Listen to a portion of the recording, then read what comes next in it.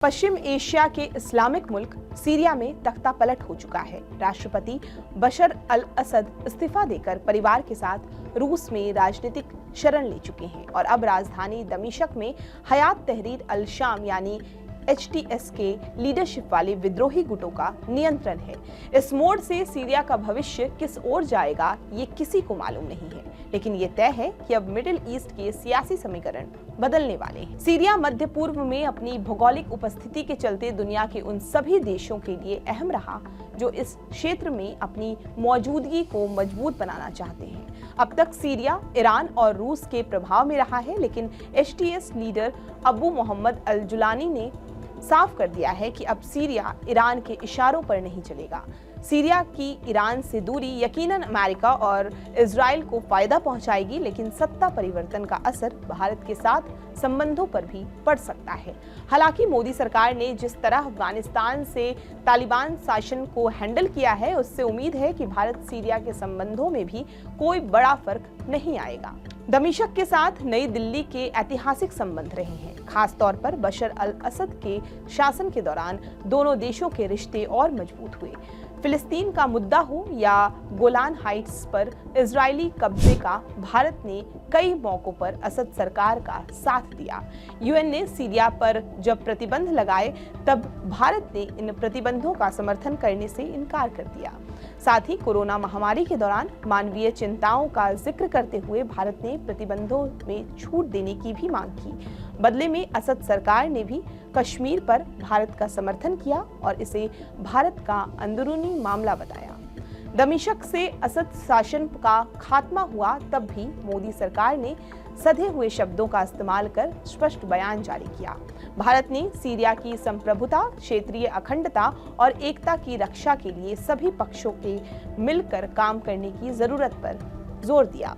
भारत ने कहा कि वो सीरिया के सभी वर्गों के हितों और आकांक्षाओं का सम्मान करने वाले शांतिपूर्ण और समावेशी राजनीतिक प्रक्रिया का समर्थन करता है।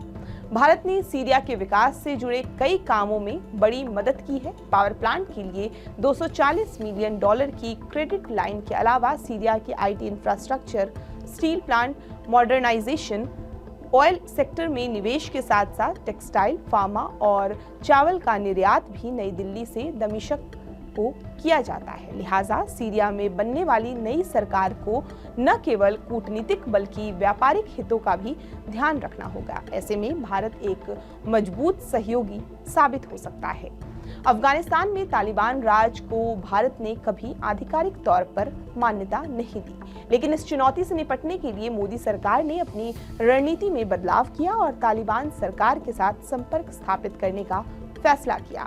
मौजूदा समय में अफगानिस्तान के अलग अलग राज्यों में भारत के करीब 500 प्रोजेक्ट्स चल रहे हैं। तालिबान सरकार बार बार भरोसा दिलाने की कोशिश में है कि उसे विवाद या टकराव नहीं बल्कि अच्छे संबंध चाहिए। श्रीलंका क्षेत्रफल के लिहाज से एक छोटा द्वीप देश है, लेकिन भारत के लिए ये रणनीतिक तौर पर काफी अहमियत रखता है। 2022 में जब आर्थिक संकट के कारण श्रीलंका में तख्ता पलट हुआ, तब भी भारत ने अपने पड़ोसी की आगे बढ़कर मदद की थी। भारत ने श्रीलंका को $4.5 बिलियन अमेरिकी डॉलर से अधिक की आर्थिक और मानवीय सहायता दी थी। श्रीलंका में राष्ट्रपति चुनाव से पहले ही मोदी सरकार के बुलावे पर अनुरा दिशानायके दिल्ली दौरे पर आए थे। उन्होंने यहां विदेश मंत्री एस जयशंकर और NSA अजीत डोभाल से मुलाकात। अनुरा दिशानायके, जिनकी पार्टी को भारत विरोधी माना जाता था, उन्होंने अपने एक बयान से साफ कर दिया था कि वो भारत के साथ मिलकर काम करने के इच्छुक हैं और श्रीलंका के समुद्र, जमीन या हवाई क्षेत्र का इस्तेमाल भारत और क्षेत्रीय सुरक्षा के खिलाफ नहीं होने देंगे। अगस्त के शुरुआती हफ्ते में ही भारत के पड़ोसी मुल्क बांग्लादेश में भी तख्ता पलट हुआ, फिर भी बांग्लादेश भारत को नजरअंदाज नहीं कर पा रहा है। बांग्लादेश में बिजली संकट हो या अनाज की कमी, अंतरिम सरकार को इससे निपटने के लिए भारत से मदद लेनी ही पड़ रही है। उधर बांग्लादेश में अल्पसंख्यक हिंदुओं की सुरक्षा के मुद्दे को लेकर भारत सरकार ने कई बार अपनी चिंता जाहिर की है। इसे लेकर अब ब्रिटेन और अमेरिका से भी आवाजें उठने लगी है।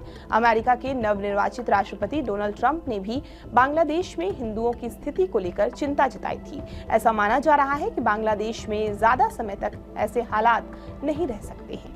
आपको ये पूरी जानकारी कैसी लगी हमें कमेंट करके जरूर बताएं और देश दुनिया की तमाम खबरों के लिए आप हमारे साथ बने रहें और देखते रहें TV9 डिजिटल।